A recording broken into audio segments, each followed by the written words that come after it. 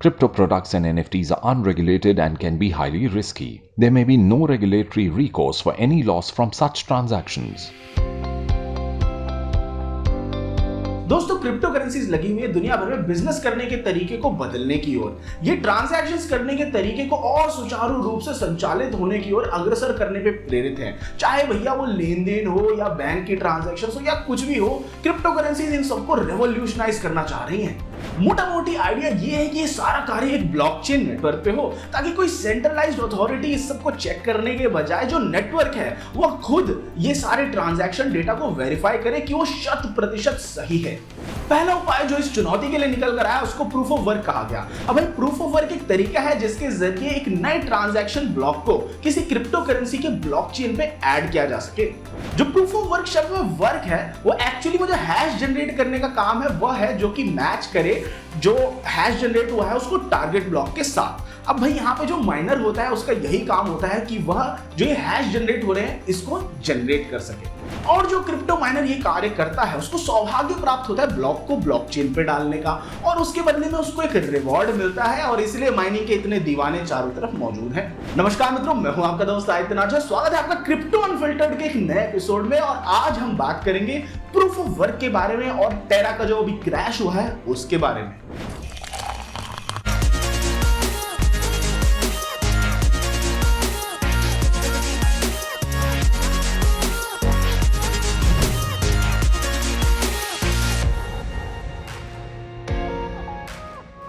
Crypto currency की शुरुआत ही proof of work concept से हुई, क्योंकि ये सिस्टम जो सबसे पहली क्रिप्टो करेंसी थी बिटकॉइन, उसके द्वारा प्रयोग में लाया गया था। बिटकॉइन की सिक्योरिटी तो जग जाहिर है, पर इसका पर्यावरण पे इंपैक्ट बहुत ज्यादा है और ये थोड़ा सा इनएफिशिएंट भी है। तभी पिछले कुछ समय से आप इस सब के बारे में सुन रहे होंगे, क्योंकि बड़े सारे अन्य बड़े बड़े क्रिप्टो करेंसी प्रोजेक्ट्स भी जैसे कि इथेरियम वगैरह वो अब proof of work consensus system से दूर जाने की कोशिश कर रहे हैं।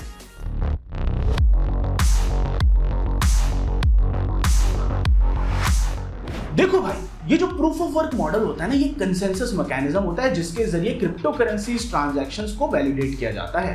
कंसेंसस मैकेनिज्म यानी एक ऐसी चीज जिसपे इन्वॉल्व सारी पार्टियों की सहमति हो।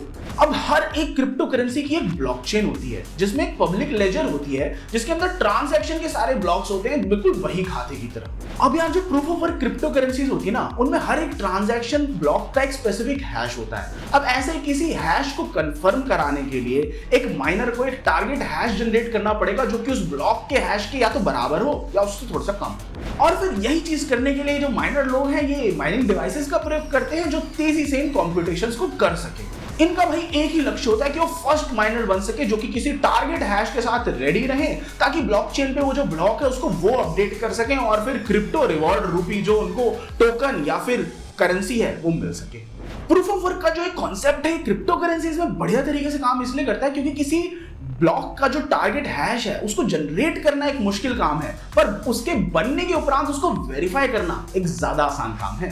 अब भाई ये जो प्रोसेस है ये इतना मुश्किल जरूर है कि ट्रांजैक्शन रिकॉर्ड्स के साथ कोई छेड़छाड़ या खिलवाड़ करना एक दूभर कार्य है, पर साथ ही साथ ये इतना आसान जरूर है कि एक बार वो ट्रांजैक्शन रिकॉर्ड बन गई तो बाकी जो माइनर्स हैं उनका उसको वेरीफाई करना बड़ा सरल कार्य है।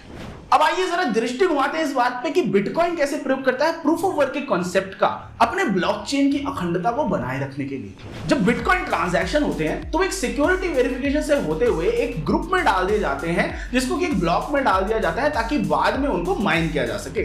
बिटकॉइन का प्रूफ ऑफ वर्क एल्गोरिथम जो है फिर वो एक हैश बनाता है उस ब्लॉक के लिए। अब बिटकॉइन जिस प्रूफ ऑफ वर्क एल्गोरिथम का इस्तेमाल करता है उसका नाम SHA-256 है, और ये जो एल्गोरिथम है ये हमेशा 64 कैरेक्टर्स के हैश को जनरेट करता है।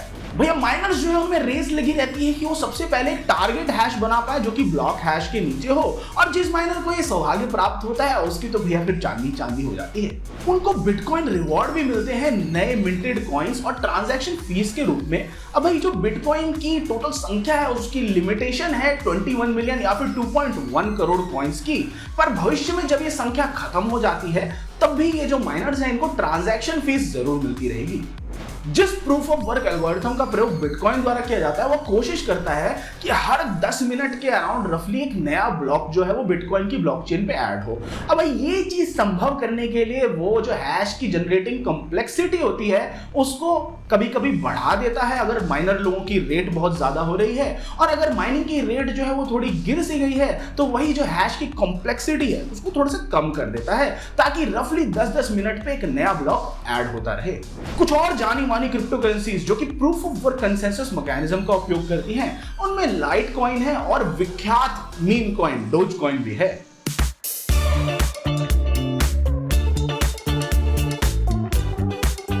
इस महीने क्रिप्टो मार्केट्स एकदम फ्री फॉल में है क्योंकि एक $60 बिलियन के प्रोजेक्ट का पतन हुआ है जिसको कि आलोचनकर्ता अब एक पोंजी स्कीम कह रहे हैं। जिस प्रोजेक्ट की हम बात कर रहे हैं वो है टेरा यूएसटी, एक स्टेबल कॉइन जिसको डॉलर के साथ पेग किया गया था। भाई इसके सपोर्टर्स तो ये उम्मीद कर रहे थे कि मौजूदा जो पेमेंट सिस्टम्स हैं उनको रिप्लेस कर देगा, पर एक कुछ ही दिनों में धराशायी हो गया जब निवेशकों ने अपना सारा जो इसमें जमा पैसा था वो एक साथ निकालने की कोशिश करी और ये तो धरातल में गया ही गया, कई लोगों का दिवालिया हुआ ही हुआ। इसके साथ साथ पूरी क्रिप्टो मार्केट भी अब धरातल में जा चुकी है। पर दोस्तों असल में हुआ क्या? भाई टेरा के तेजी से ऊपर जाने और तेजी से नीचे आने की कहानी को हम बिना ब्लॉकचेन के ज्ञान के नहीं समझा सकते हैं, तो आइए इसको जरा आराम से समझते हैं। अब भाई टेरा जो है उसका अपना खुद का एक ब्लॉकचेन है जैसे कि बिटकॉइन का या फिर इथेरियम का। अब इसी ब्लॉकचेन के ऊपर एक यूएसटी करके स्टेबल कॉइन था हमारा जिसको कि पेग किया गया था यूएस डॉलर्स के साथ। स्टेबल कॉइन एक ऐसी चीज है जो कि क्रिप्टो निवेशक होने के नाते आपको पता ही होगी, नहीं पता है तो मैं बताता हूं। स्टेबल कॉइन एक ऐसी चीज है जिसमें निवेशक अपना पैसा बचा के रखते हैं ताकि जो डिसेंट्रलाइज्ड फाइनेंस की मार्केट है जब वो अनप्रेडिक्टेबल सी हो जाती है तो उन उतार चढ़ावों से वो पैसा जो है वो बचा रहे उस स्थिति के लिए। अब भाई कई स्टेबल कॉइन्स को अपनी वैल्यू मिलती है क्योंकि वो पूर्ण रूप से रिजर्व्स द्वारा बैक्ड होते हैं। इसका मतलब ये हुआ कि अगर सारे इन्वेस्टर्स भी एक साथ अपना पैसा निकालना चाहें तो उस फाउंडेशन के पास इतना कैश हो रिजर्व में कि वो सबको एक साथ भी पैसा दे सके। यूएसटी वहीं दूसरी ओर एक एल्गोरिथमिक स्टेबल कॉइन है जो कि कोर्ट पे और मार्केट में हो रहे ऊपर नीचे उतार चढ़ाव के ऊपर बल पे यूएसडी यानी जो यूएस डॉलर है उसके साथ अपने पेग को बनाए रखता था। यूएसटी जो अपने डॉलर के साथ पेग है उसको इकोसिस्टम में एक और अन्य जो टोकन है लूना उसकी मदद से भी अचीव करता था। लूना एक मुख्य भूमिका निभाता है टेरा स्टेबल कॉइन्स की जो मार्केट में प्राइसिंग है उसको बनाए रखने में और मार्केट में जो वॉलेटिलिटी है उतार चढ़ाव है उसके खिलाफ इनको एक्चुअली में स्टेबल रखने में। पिछले 6 महीनों से निवेशक यूएसटी सिर्फ इस वजह से खरीद रहे हैं ताकि वो उसको मुनाफे के लिए इस्तेमाल कर सके एक लेन देन के प्लेटफॉर्म एंकर पे जो कि 20% यील्ड दे रहा था लोगों को, जो कि यूएसटी को उनके एक प्रोटोकॉल को उधार पे दे रहे थे। मई की शुरुआत से हवा कुछ ऐसी बदली कि कई अमीर निवेशकों ने बिटकॉइन उधार पे लिया ताकि वो यूएसटी भारी मात्रा में ले सकें और उसको उधार पे दें। वह ये सोच रहे थे कि वो बड़ा मुनाफा करेंगे जब यूएसटी की वैल्यू गिरेगी, और एक ऐसा कॉन्सेप्ट है जिसको स्टॉक मार्केट में किसी स्टॉक को शॉर्ट करना कहा जाता है। इन्हीं हरकतों के कारण यूएसटी जो है वो यूएस डॉलर से डीपेग हो गया और बैंकों के पीछे लोग हाथ धोके पड़ गए, और जिन लोगों ने एंकर पे थोड़ा बहुत मुनाफा या इंटरेस्ट जनरेट किया था वो लोग भी बड़ी तेजी से भागे अपना पैसा वापस निकालने के लिए। और फिर इन सब चीजों के फलस्वरूप जो लिंक्ड करेंसी लूना थी वह भी क्रैश हो गई। इन सब चीजों के कारण कई बिलियन डॉलर्स का लॉस हुआ है मार्केट में, और जो इन्वेस्टर्स हैं उनको अब इस बात का डर है कि जो टेरा क्रैश था ये अपने तरीके का ऐसा पहला क्रैश था और इसके फलस्वरूप जो मेन स्ट्रीम इन्वेस्टर्स हैं वो अपना पैसा निकाल लें मार्केट में से और कई महीनों तक ये जो वैल्यूज है गिरी रहें।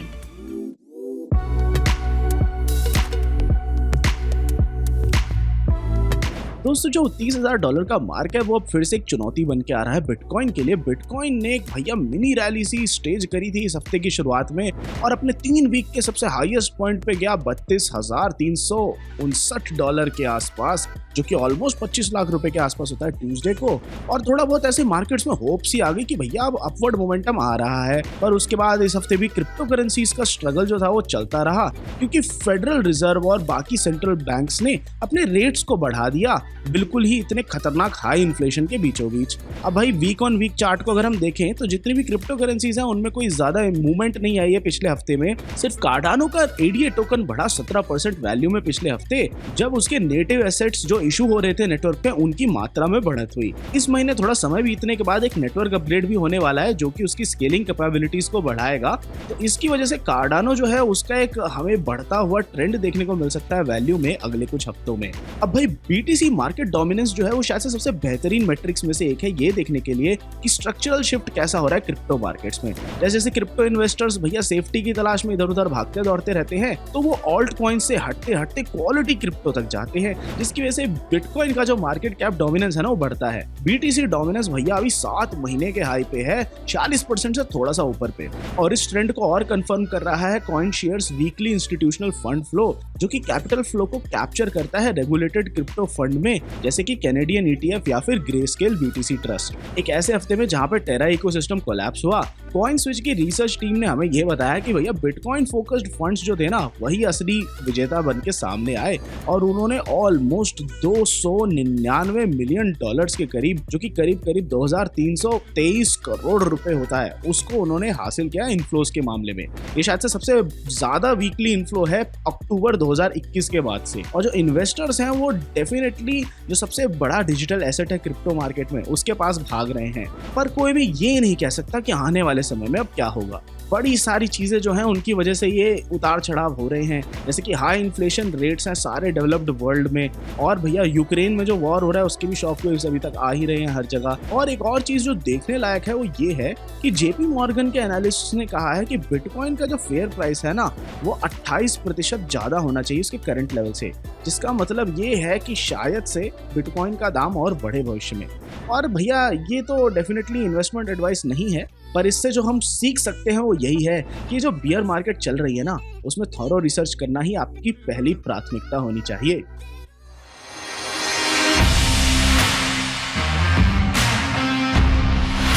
और नंबर्स में अब हम देखते हैं कि मार्केट की करंट स्थिति क्या है। दोस्तों अगर हम इस हफ्ते के नंबर्स की बात करें तो यहाँ पे इथीरियम जो है वो 6.04% डाउन है और बिटकॉइन जो है वो 5% डाउन है और प्राइसिंग थोड़ी बहुत ऊपर नीचे जा ही रही है। सबसे ज्यादा बढ़त इस हफ्ते देखने को मिली गोलेम को 13.58% पे, और टेथर में भी ऐसे ही छोटा मोटा बदलाव हमें देखने को मिला। अगर आप शुरुआत करना चाहते हैं अपने क्रिप्टो के सफर की, जानना चाहते हैं क्रिप्टो के बारे में थोड़ा और, या फिर आप ट्रेडिंग करना चाहते हैं क्रिप्टो में, तो आज ही डाउनलोड कीजिए कॉइन स्विच ऐप को, जिसका लिंक हमने नीचे डिस्क्रिप्शन में दे रखा है। तो दोस्तों आज के क्रिप्टो अनफिल्टर्ड एपिसोड के लिए इतना ही। आशा करता हूं आपको सब कुछ बढ़िया लगा, समझ में आया। कोई भी फीडबैक है तो नीचे कमेंट्स में छोड़ जाइए और मैं आपसे मिलता हूं अगली वीडियो में। Crypto products and NFTs are unregulated and can be highly risky. There may be no regulatory recourse for any loss from such transactions.